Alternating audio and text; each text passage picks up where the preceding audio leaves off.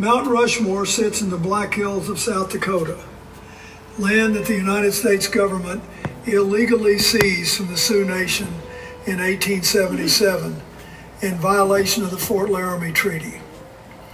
The Supreme Court ruled in 1980 that the taking was illegal and awarded compensation. The Sioux refused the money. They want the land back. Now, President Trump stood on that ground and warned about people who, quote, tell our children that we live on stolen land, and called them peddlers of Marxist lies. But the Supreme Court of the United States, not Karl Marx, is the one that said the land was taken illegally. That's not a radical position. That's a legal finding by the highest court in our country.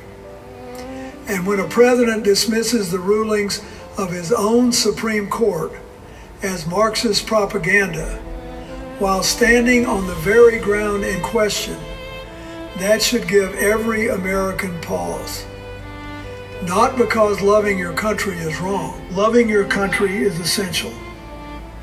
But because loving your country means loving the institutions that hold it together, the courts, the Congress, the Constitution, the democratic process itself.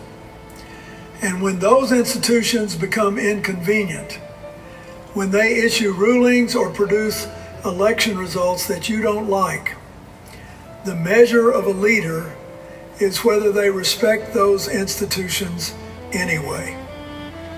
That's what Washington did when he stepped down after 2 terms.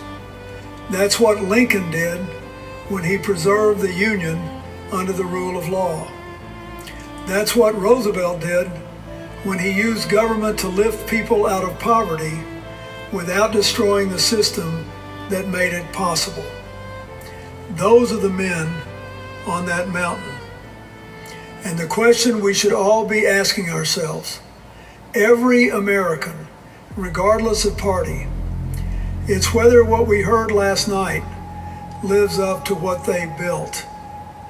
I don't think it does, but I still believe we can. That's the difference between giving up on America and fighting for it. And I choose to fight.